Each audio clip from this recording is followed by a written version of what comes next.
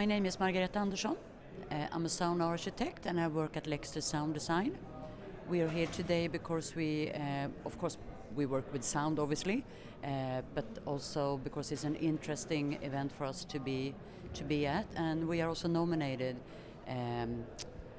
We are one of the finalists, so this is really exciting. We are about to enter the stage in 15-20 minutes, so yeah, it feels good. Yeah. And my name is Malin and I'm a colleague to Margareta. I work as a project manager at Lexter.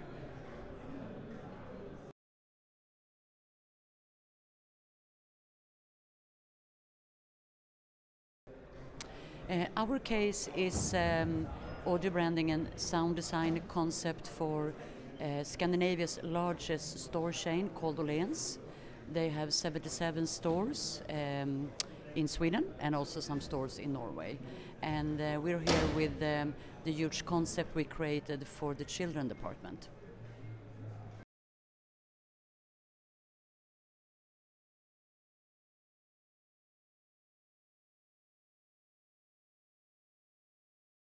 Oh, that is a huge question. I think there is a lot of really good, inspiring sound audio branding and sound design concept made. It's a little bit tricky to compare them because they made for a certain reason, for certain target groups. Uniquely important also yeah. for the development of the industry. And So I really don't want to pick one. I don't think I can actually. No. Can you? No, it's impossible. Do you really want us to pick one? No? Okay. Okay. I could say there's countries that is maybe more developed when it comes to how you use audio branding. When you're in Europe, you can think all of the European country will be in some sort of a lead because there has been money involved and the industry is going quite okay. But that is not the fact. There is a lot of country that hasn't even been started to work with audio branding regularly or sound design.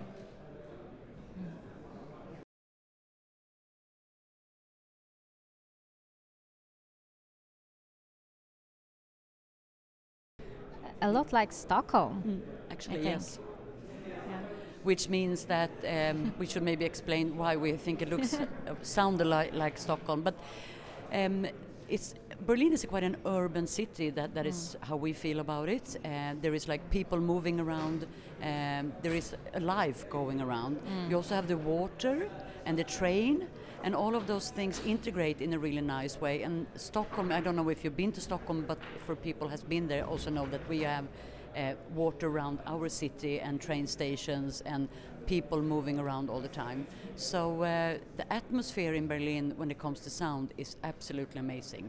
It's really nice. Yeah.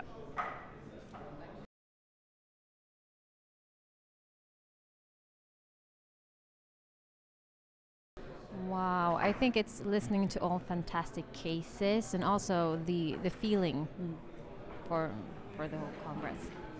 I think it's fantastic. Yeah, it's also when people that work with sound come together in an event like this, which doesn't happen very often. It's quite nice. It's people are generous. We're sharing with each other experience. You get very inspired. I'm happy though. Also, there is female attended. Not so many, but some at least, which wouldn't normally be the case. So also tells us something about the industry that female are taking a bigger place, which I really, really enjoy, and I think it's necessary. Yeah.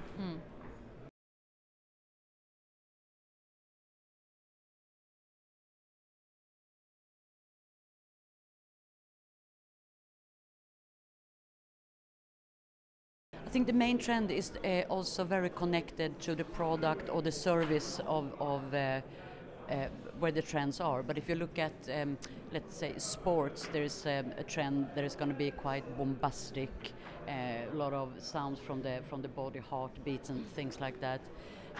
So there's always trends going around doing certain categories.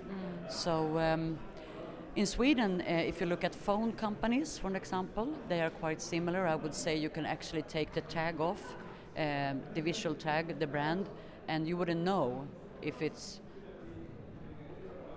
that or that one, really. Which is not very good, unfortunately. I don't think it is good. I think it's all about also activating the customers. That the brands are taking a bigger focus at integrating activities with sound and the customers. If you look at broadcast media like television or radio, I would say the difference is that some audio branding are really well made, so it's like a high level, and then I would say it's quite a low level, and in between there is nothing.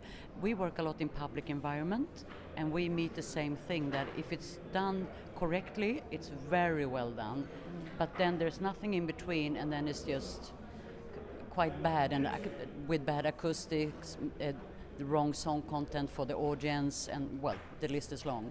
So I would say there is a group that is very professional, and then there's like a gap. Yeah. So I think I think those events are important because we need also to learn from each other, to create a good industry, and also to teach our customers in the end that they should actually have a budget every year for sound, which most of them don't have.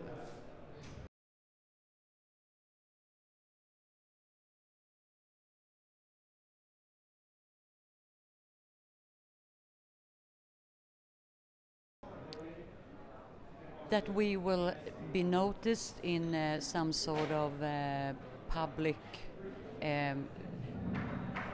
maybe on television, like an event like this should be on the news, because that would be very good for the industry. The festival in Cannes, for an example, the newspaper are writing about it, they're showing film clips. That would be excellent if sound people would be recognized in the same way. I think that will do good for the industry. Yeah, also to create more knowledge. Yeah. And that's very important.